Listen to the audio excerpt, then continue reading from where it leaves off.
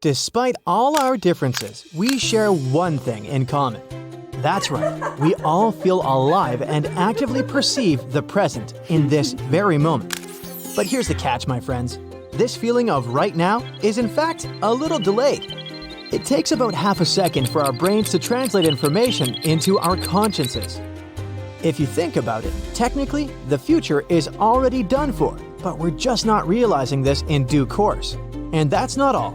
Our different senses pick up information each at their own pace, which means our brains have to drag some of them to give us a seamless sense of the present. It's like our brains are trying to stitch together a Frankenstein monster of sensory information in real time and make it look pretty. But here's where things get really wild. Researchers have found that they can mess with this perception. When that standard delay is removed, our brains get confused, and it gives us the impression that the effect happened before the action that triggered it. It's like you'd perceive the doorbell sound, but before you'd actually push the button. Weird, right? Why are our brains so easily fooled? Well, it's because our conscious minds have a lot of work to do. We have to translate the world around us, think about what might happen in the near future, and figure out what to do next. All of that takes time, which is not great when you're facing fast-moving danger. Imagine a dangerous wild animal jumps out at you. If you have to consciously think about how to react, you're done for. Luckily, our brains have emergency response kits that kick in when we need them most. The startle reflex is the fastest response triggered by a noise or sudden movement. Within 5 milliseconds, a lot of muscles are triggered into reacting, and you're already on the move before you know it. If we have a few more milliseconds, our brains can act in a more interesting way. The amygdala, our brain's first stop shop for processing emotions, takes about 12 milliseconds to process a threat. It's not super sophisticated, but it can easily detect danger. In fact, some of our best actions are done without conscious decision-making. Anything we do in less than half a second, like hitting a ball or catching someone's glance, is done automatically. So, while our conscious minds are great for long-term strategy, some of our best actions are accomplished without it. But let's get down to the real question. Thoughts can vary. Sure, we all know that because we've lived it. Making a difficult career or parenting choice takes a lot more thinking than choosing what to top your ice cream with. But did you ever wonder what the speed of thought is? I mean, do we need a Ferrari to keep up with our brains, or can we simply stick to a bicycle? Well, some scientists have tackled this tricky question by measuring how quickly we become aware of the information we gather through our senses. Apparently, we can detect stimuli that lasts as little as 50 milliseconds. That's about 1/20th of a second in case you're counting. Now, if we're talking about sensing and responding, let's use the sprinter reacting to the starting noise as a benchmark. That's lightning fast, taking only about 150 milliseconds. However, the speed of our nerve pathways can put a damper on our speedy thoughts. Back in the day, scientists estimated that it took 115 feet per second for information to travel down our nerves. But thanks to modern research, we now know that some well-insulated nerves can move at up to a whopping 394 feet per second. That's comparable to a bunch of the world's fastest cars in the world, like an Aston Martin or a McLaren. When you put it that way, the speed of thought is pretty quick. But don't worry, you don't have to train like an Olympian to keep up with your own brain. You might have even stopped to think about how many thoughts you have in a day. That question counts as a thought too, you know. Spoiler alert, it's more than you think. From the moment you wake up to the moment you fall asleep, and maybe even after that, your brain is constantly churning out thoughts. Some of these thoughts might be simple, like, I need to do laundry, or I should call my mom. Others might be more complex, like, what's the meaning of life? Or how do we love?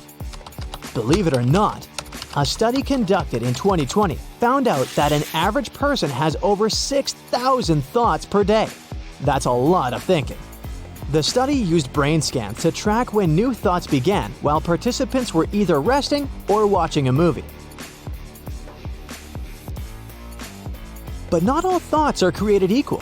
Some thoughts can make us feel happy and excited, while others can bring us down and cause us to worry. For most people, those negative thoughts can be hard to shake. Also, did you know that your personality can affect how many thoughts you have? People who are a bit more on the jittery side tend to have more thoughts than those who are calmer. But don't worry, having a noisy brain doesn't automatically mean there's something wrong with you. Sometimes our brains can even produce intrusive thoughts that are disturbing or upsetting. While it's natural to have these kinds of thoughts occasionally, if they're happening frequently and disrupting your daily routine, it might be worth talking to a professional. So, where do all these thoughts come from? Your brain's nerve cells or neurons are responsible for communicating with other cells by generating neurotransmitters. This sets off a chain reaction of firing neurons, which then creates thoughts. But what if you want to change your thoughts? It's possible. Techniques like mindfulness and working with a trained specialist can help you address unwanted thoughts and give you a more relaxed state of mind. Our brains are somewhat similar to the muscles that help us move around. We can train it to make our lives better. To an extent, that is. At the end of the day, it's not the number of thoughts that matters, but how they affect you and what comes out of them. Speaking of weird stuff brains can do, some mind-blowing news just hit the scientific community. Researchers have discovered some weird brainwaves in octopuses. Yes, you heard that right. These 8-armed wonders feature a type of brainwave we've never stumbled upon in the animal kingdom. Now, before you go imagining little octopuses wearing tiny shower caps with electrodes sticking out, let me tell you how this discovery was made. Scientists surgically attached electrodes to octopus' brains and were able to get a glimpse into their thought processes. The amazing project captured the first ever brain recordings of octopuses that can move around as they please, and the results are mind-bending. The researchers discovered that some of the brainwave patterns are much like some found in the human memory center. This suggests that convergent evolution may be at play here. What does convergent evolution mean, you might ask?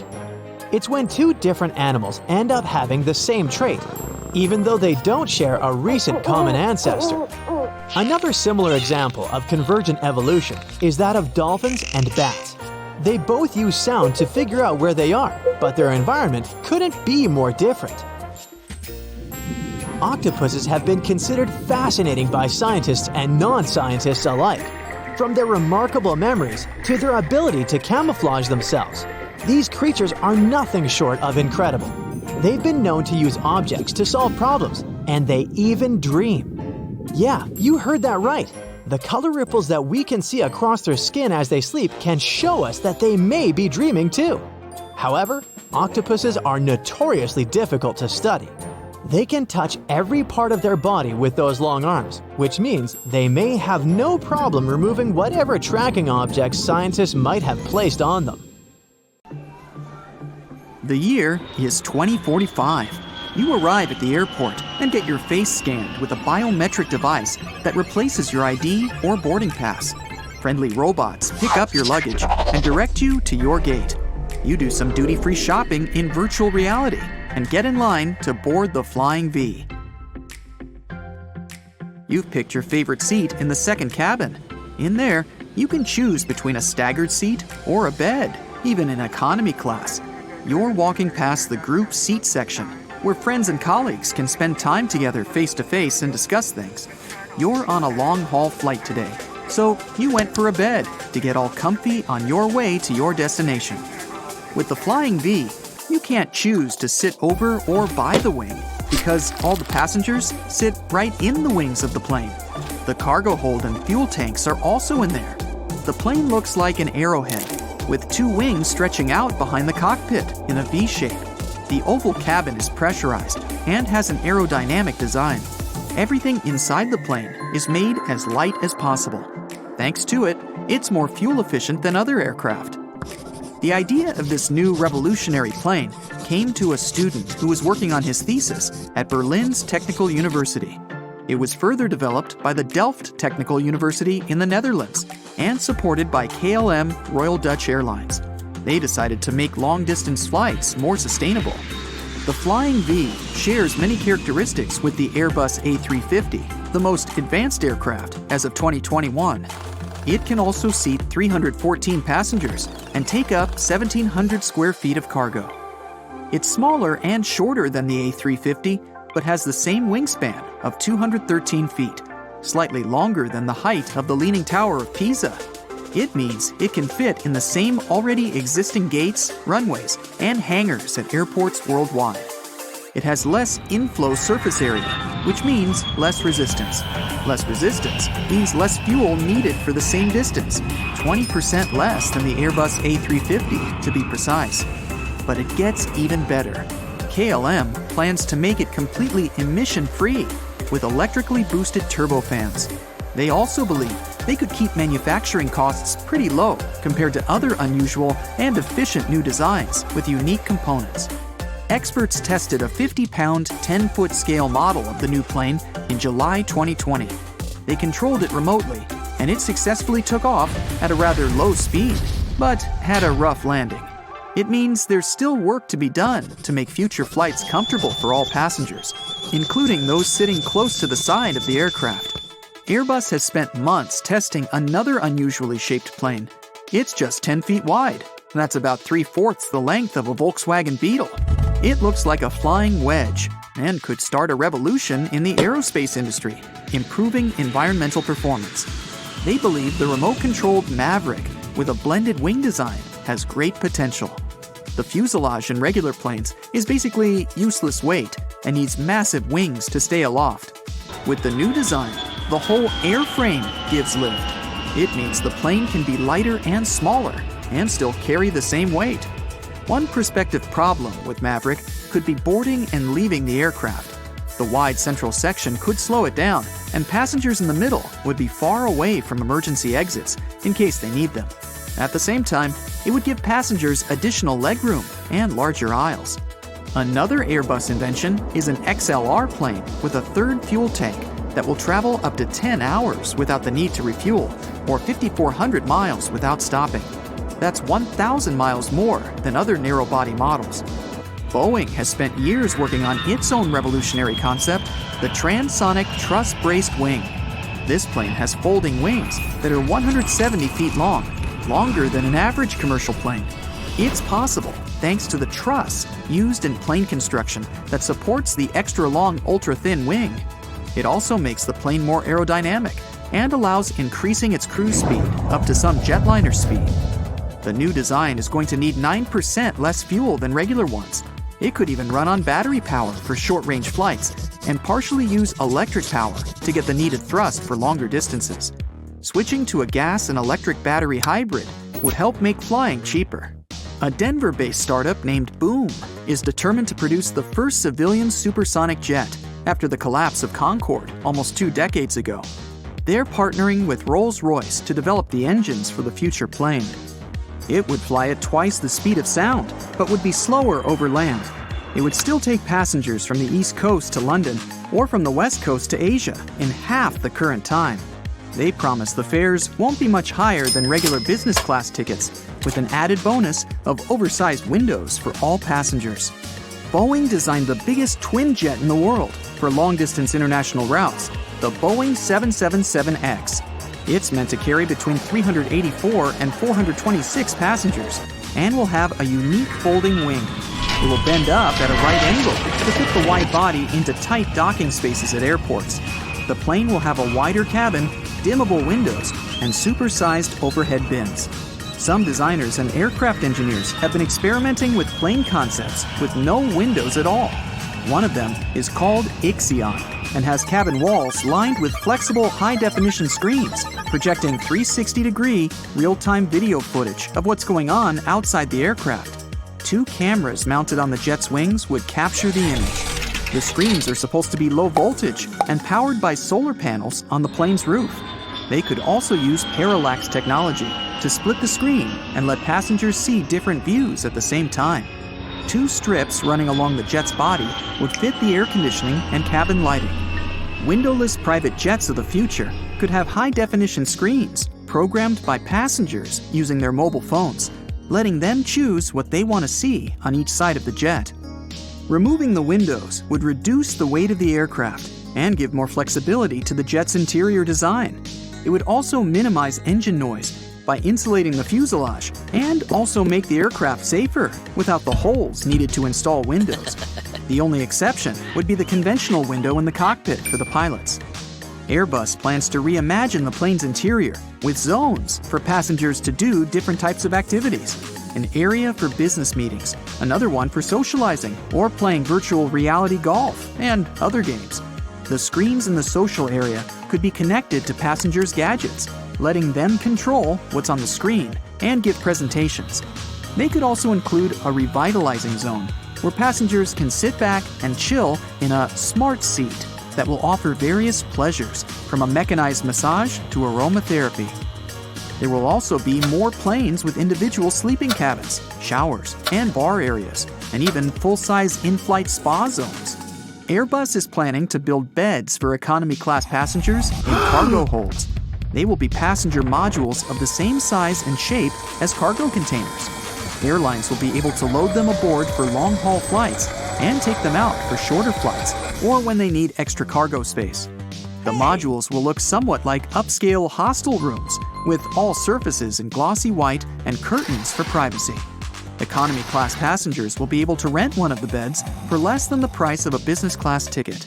They'll be able to stay there at all times, except for takeoff and landing, or rent a bunk for half of the time on flights of 12 hours or longer. Large aircraft already have bunk beds for crew members downstairs to let them rest on long-haul flights. They could also use cargo holds to host lounges, conference rooms, medical suites, and play zones for the youngest passengers in the future. Swappable modules could replace regular seats. Some airlines are experimenting with a meet and seat program. It lets you share your social media profile with other passengers on your flight. You can pick someone to sit next to based on your professional or personal interests, or just your likes. This option could spread to other carriers in the near future. Look up when the sky is clear at night. You'll see thousands of tiny bright dots there. It may seem like they're fixed in one spot, but in reality, they're constantly moving. In 100,000 years, there won't be a constellation with the same shape or pattern we know today. And think about all those red dwarfs, small stars, planets, space bodies we can't see with the unaided eye. Red dwarf stars are especially cool. They're usually about half the size of our sun and mostly 1/10 as bright. They may not be the brightest things in the sky, but they live for a very, very long time. Nuclear fusion reactions happen deep in star cores. That's what makes them shine.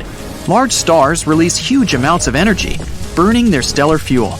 But such stars tend to burn all their fuel in only a couple of million years. Stars like our sun usually live for about 10 billion years, but red dwarfs don't use that much of their fuel. Their light is not so powerful, and they don't require much energy to support their existence. They're like energy-efficient cars. That's why they can last hundreds of billions of years. Some of the smallest ones may live for up to 10 trillion years. Most hydrogen in sun-like stars remains unspent. There's more of this gas in the atmosphere rather than in the core of such stars. This means most hydrogen doesn't take part in the fusion reactions, but it's different with red dwarfs. They circulate plasma throughout their entire bodies. These stars pull fresh hydrogen reserves from their outer layers into their core. That's what keeps fusion reactions running. One day, in the distant future, stars like our sun will run out of fuel and shut down. The universe will be full of small red dwarfs. They won't have enough energy to shine and brighten the space around them. Our descendants, if there are any, will inherit a dim, dark cosmos. As it gets older, the sun will balloon to a size where it will destroy nearby planets. First Mercury, then Venus, and then us. On the other hand, Earth will probably survive, but barely and not for long. The sun will burn it to a crisp when it gets closer. The outer planets of our solar system will also survive, but they'll move even farther away into space. The sun will lose some of its mass while increasing in size. Its gravitational pull establishes the orbits of the planets. When our star becomes less massive, the pull of its gravity will become weaker, and the outer planets won't have such a strong connection with the sun. Our solar system is not isolated. There are many other stars in our galaxy. Within 30 billion years, stars that travel nearby will mess with our outer planets enough to rapidly launch some of the biggest ones out of the solar system altogether. The last planet to stay will stick around for a while longer, maybe even 100 billion years. But even that one will eventually end up kicked out of the solar system. There's a theory claiming that we got most of the water on our planet from ice-laden meteorites and comets, frozen balls of ice and dust. As they crashed into the early Earth, they probably brought water, which was necessary to develop life. But those very same objects that might have created life on our planet could also be its end. This is not a matter of if, more a matter of when. And scientists think it's very likely that an asteroid or comet big enough to wipe out life on Earth will smash into our planet. But it'll happen in the distant future. And fortunately, we have the technology to predict such things and react on time. But there are other cosmic collisions we can't avoid, no matter what we do. Andromeda, our neighboring galaxy, is moving toward the solar system at a speed of 68 miles per second. There are 2.5 million light-years between the Milky Way and Andromeda, so luckily our neighbor won't cover that distance anytime soon. It'll only happen in around 4 billion years. Such a collision of two galaxies might lead to real chaos for our descendants, if any of them are still living on Earth, that is. The two galaxies will slide past each other. Then they'll draw apart until the gravitational force starts pulling them back together. As they merge, they'll both lose their disk-like structure and form one big elliptical galaxy. It's already got the nickname Milkomeda. The Milky Way as we know it today won't exist anymore. Space is in constant motion, changing all the time. Scientists have a couple of possible scenarios of what might happen with the universe in the future. Number 1, the Big Rip. This theory claims that the universe will expand infinitely. At one point, the pull of the expansion will get stronger than the gravitational force keeping it all together. If this happens, it will tear apart galaxies, stars, black holes, and all other space bodies, including Earth. The universe will turn into a bunch of disconnected particles. Until about 5 billion years ago, the universe was expanding slowly because of its powerful gravitational pull. Then its growth sped up. Some experts say it happened because of the effects of dark energy. Dark energy is a mysterious force that makes up almost 70% of our universe. This force pushes it to expand faster rather than slowing it down. So, in the case of the Big Rip scenario, dark energy will win over gravity to the point where it will be able to rip apart individual atoms. Scenario number 2, the Big Crunch. There's a possibility the universe will get to the point where it'll stop expanding. Gravity will become a dominant force. It might even reverse the expansion of the universe. Then, the cosmos will start shrinking, making planets, stars, and even entire galaxies collide. In the end, the whole universe will collapse in on itself. Once everything compresses into one infinitely small point, which is something called the Big Crunch, the universe may start expanding once again. Theory number 3, the Big Freeze. Brr. In this scenario, entropy will grow until it reaches its maximum value. Entropy is basically the idea that everything in the universe declines into disorder at some point. Once entropy gets to its maximum, the heat in the system will be spread evenly. The universe will then disappear because there won't be any room for heat to exist. Any mechanical motion inside the universe will stop. The cosmos will be so empty and gas will be so thin that no new stars will be able to form or shine again. In such a cosmos, time is just an endless void. Nothing ever happens with planets, stars, or living beings. The entire universe is frozen, dark, and motionless because there's no energy that can make things start working again. Many, many billions of years after the last stars burn out and fade, black holes will send a message that the universe has come to an end. Black holes are areas with extremely strong gravitational pull, so powerful that nothing can escape it. They can be as massive as 100 suns. As for supermassive black holes, their mass can be greater than that of 1 billion suns. You can find such giant black holes at the center of most galaxies. Like everything else, black holes will experience the same end. But when their moment comes, they won't gently disappear into the night. Black holes will go away in enormous bursts of fireworks, lighting up the universe in the last moments of their existence. It will be the end of the entire era. Black holes usually survive by gobbling down the stars and gas that come close enough.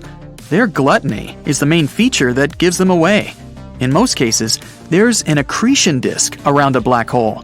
That disk is made of all those materials and particles it's torn apart and is pulling inside, similar to when water swirls down a drain.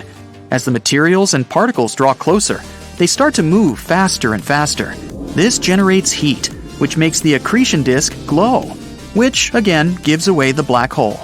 Yep, black holes aren't that great at hide and seek. Things that cross a black hole's event horizon, which is also called the point of no return, are lost forever. But Stephen Hawking had a theory that you might be able to escape from a black hole. There are particles moving even in a vacuum. Let's say one particle has positive and one has negative energy. If they both come close to a black hole, there's a chance that one will fall into it while the other will escape. That means the black hole has radiated the particle away. And this particle has taken some of the black hole's mass with it, which is why the black hole may start shrinking.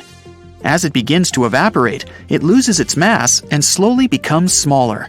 More and more particles start leaving until all the energy that's left behind escapes all at once. In the final tenth of a second, there will be a giant flash of energy and light in a very, very small region of space.